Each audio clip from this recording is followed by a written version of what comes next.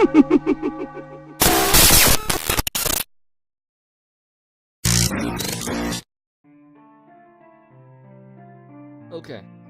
I need your help with this. This is not a copy pasta. This is a long read, but I feel like my safety or well-being could very well depend on this. This is video game related, specifically Majora's Mask, and this is the creepiest shit that has ever happened to me in my entire life. Having said that, I recently moved into my dorm room, starting as a sophomore in college, and a friend of mine gave me his old Nintendo 64 to play. I was stoked, to say the least. I could finally play all those old games of my youth that I hadn't touched in at least a decade. The Nintendo 64 came with one yellow controller and a rather shoddy copy of Super Smash Bros. And while beggars can't be choosers, needless to say, it didn't take long before I became bored of beating up level 9 CPUs. That weekend, I decided to drive around a few neighborhoods, about 20 or so minutes off campus, hitting up the local garage sales, hoping to score some good deals from ignorant parents. I ended up picking up Pokemon Stadium, GoldenEye, F-Zero, and 2 other controllers for $2. Satisfied, I began to drive out of the neighborhood when one last house caught my attention. I still have no idea why it did. There were no cars there, and only one table was set up with random junk on it, but something sort of drew me there. I usually trust my gut on these things, so I got out of my car, and I went. I was greeted by an old man. His outward appearance was, for lack of a better word, displeasing. It was odd. If you asked me to tell you why I thought he was displeasing, I really couldn't pinpoint anything. There was just something about him that put me on edge. I can't explain it. All I can tell you is, if it wasn't in the middle of the afternoon, and there were other people in shouting distance, I would not have even thought about approaching this man. He flashed a crooked smile at me and asked what I was looking for, and I immediately noticed that he was blind in one of his eyes. His right eye had that glazed over look about it. I forced myself to look at his left eye instead, trying not to offend, and asked him if he had any old video games. I was already trying to figure out how I could politely excuse myself from the situation when he told me he didn't even know what a video game was. But to my surprise, he said he had a few old ones in a box. As I watched him hobble away, I couldn't help but notice what he was selling on his table. Littered across his table were rather peculiar paintings, various artworks that looked like ink blots that a psychiatrist might show you curious. I looked through them. It was obvious why no one was visiting this guy's garage sale. These weren't exactly aesthetically pleasing. As I came to the last one, for some reason it looked almost like Majora's Mask. The same heart-shaped body, little spikes protruding outward. I just thought since I was secretly hoping to find that game at these garage sales, some free-witted bullshit was projecting itself into the ink blots. But given the events that happened afterwards, I'm not too sure now. I should have asked the man about it. I wish I would have asked the man about it. After staring at the Majora's-shaped blot, I looked up and the old man was suddenly there again, arm's length in front of me, smiling at me. I'll admit, I jumped out of reflex, and I laughed nervously as he handed me a Nintendo 64 cartridge. Except someone had written Majora on it in black permanent marker. I got butterflies in my stomach as I realized what a coincidence this was, and asked him how much he wanted for it. The old man smiled at me and told me I could have it for free, and he used to live to a kid who was about my age who didn't live here anymore. There was something weird about how the man phrased that, but I didn't really pay any attention to then. I was too caught up in not only finding this game, but getting it for free. I reminded myself to be a bit skeptical, since this did look like a pretty shady cartridge, and there's no guarantee it would work. But then the optimistic inside of me injected that. Maybe it was just some kind of beta version or pirated version of the game. And that was all I needed to be back on Cloud 9. I thanked the man, and the man smiled and wished me well, saying, "Goodbye, Ben." At least that's what it sounded like to me. The whole car ride home, I had nagging doubt that the man had said something else. My fears were confirmed when I got home and hooked up the game. To my surprise, it worked just fine. And then there was one save file named simply Ben. "Goodbye, Ben." He was saying goodbye, Ben. I felt bad for the man. Obviously a grandparent, obviously going senile, and I, for some reason or another, reminded him of his grandson, Ben. But of course, out of curiosity, I looked at the save file, eyeballing it. I could tell that he was pretty far into the game. He had almost all the masks, 3/4 remains of the bosses. I noticed that he had used an owl statue to save the game, It was on day 3, and by the stone tower temple, and hardly an hour left before the moon would crash. I remember thinking it was such a shame that he had come so close to beating the game, but he never finished it. I made a new file named simply Link out of tradition, and started the game, ready to relive my childhood. For such a shady looking game cartridge, I was impressed at how smoothly it ran. Literally just like a retail copy of the game, except for a few minor hiccups here and there, like textures being where they shouldn't be, random flashes of cutscene at odd intervals, but nothing too bad.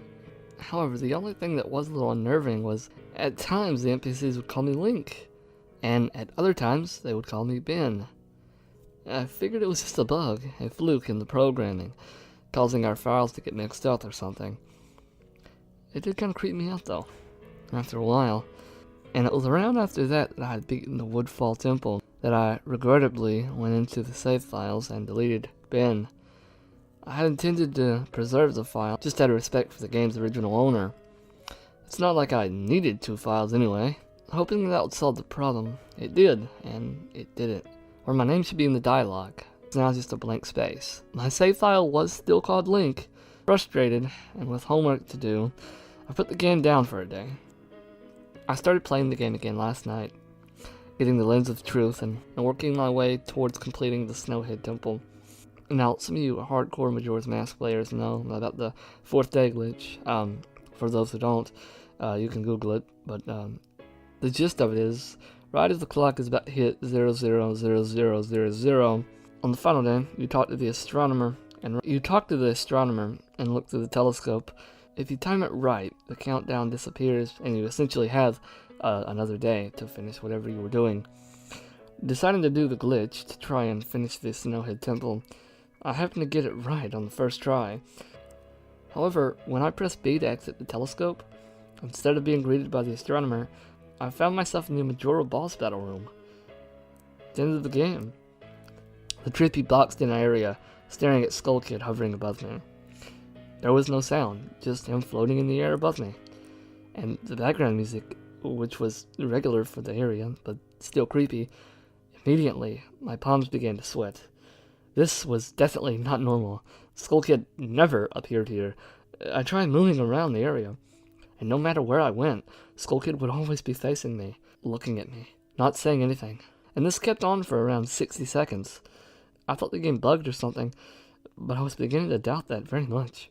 I was about to reach for the reset button when the text appeared on my screen. You were not sure why, but apparently you had a reservation. I instantly recognized that text. You get the message when you get the room key from Anju at the stock Pod Inn, but why was it playing here? I refused to entertain the notion that it was almost as if the game was trying to communicate with me. I started to navigate the room again, testing to see if it was a trigger that would enable me to interact with something here. Then I realized how stupid I was. To even think that someone could reprogram this game like this was absurd. Sure enough, 15 seconds later, another message appeared on the screen. And again, like the first one, it was already a pre-existing phrase. Go to the lair of the temple's boss. Yes? No? I paused for a second, contemplating what I should do. When I realized that, I couldn't select no, taking a deep breath. I pressed yes, and the screen faded to white, with the words, Dawn of a New Day. Dawn of a New Day, with the subtext, 111111 beneath it. Where I was ported to filled me with the most intense sense of dread I had ever experienced. The only way I could describe how I felt here is having this feeling of inexplicable depression on a profound scale. I am normally not a depressed person, but the way I felt here was a feeling that I didn't even know existed. It was such a twisted, powerful presence that seemed to wash over me. I appeared in some kind of weird Twilight Zone version of Clock Tower. I walked out of the clock tower, as you normally do when you start from day 1, only to find that all the inhabitants were gone. Usually with the 4th day glitch, you can still find the guards and the dog that runs around outside the tower. This time, they were gone. What replaced them was the ominous feeling that there was something out there in the same area as me, and that it was watching me. I had 4 hearts to my name, and the hero's bow. But at this point, I wasn't even considered for my avatar. I felt like I personally was in some kind of danger. Perhaps the most chilling thing was the music. It was the Song of Healing, ripped straight from the game itself, but played in reverse. The music would get louder, building up, so as if you could expect something to pop out at you, but nothing ever did, and the constant loop began to wear on my mental state.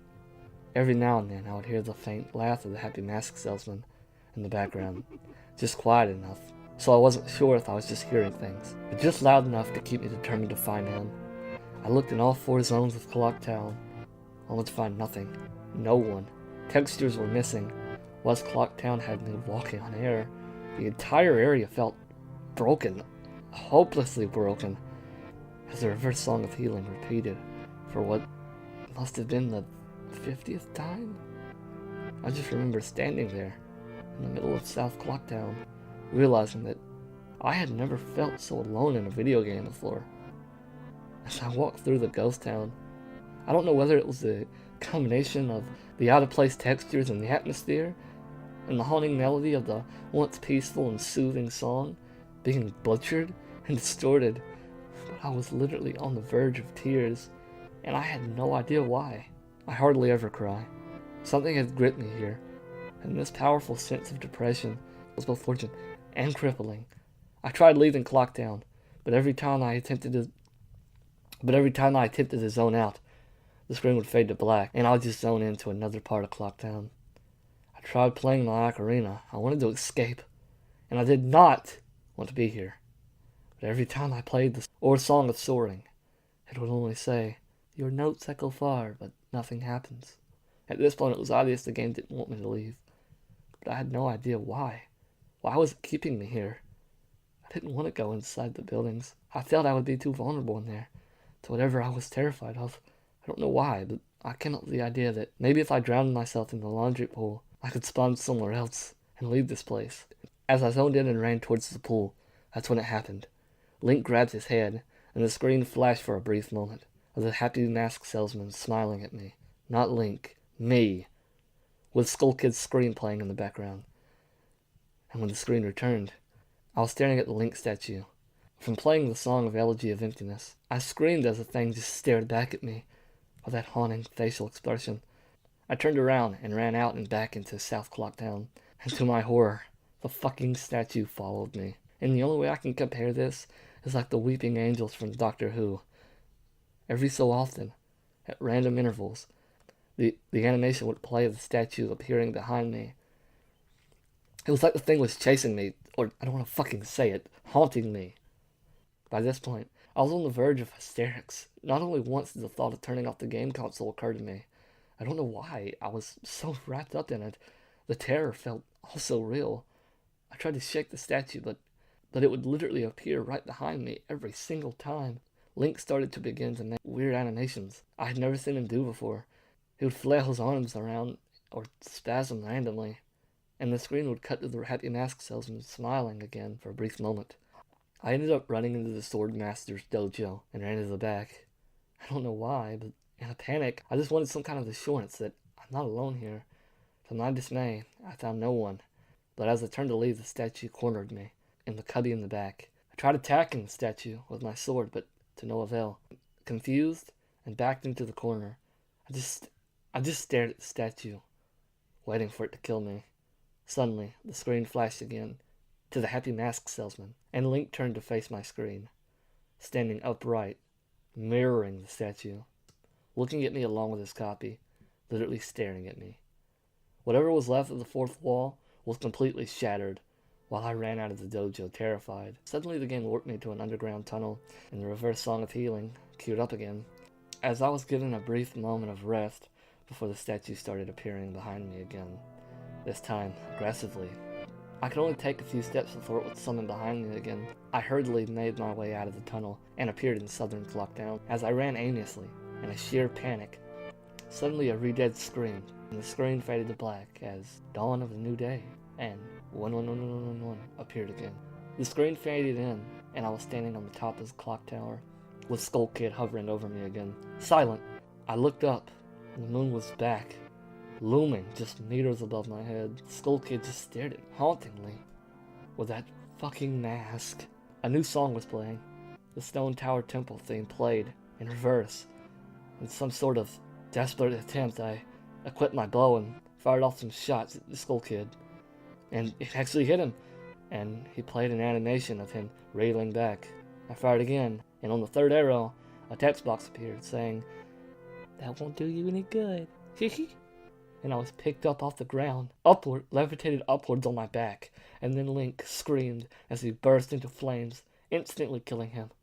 I jumped when this happened. I had never seen this move used by anyone in the game, and Skull Kid himself didn't have any moves.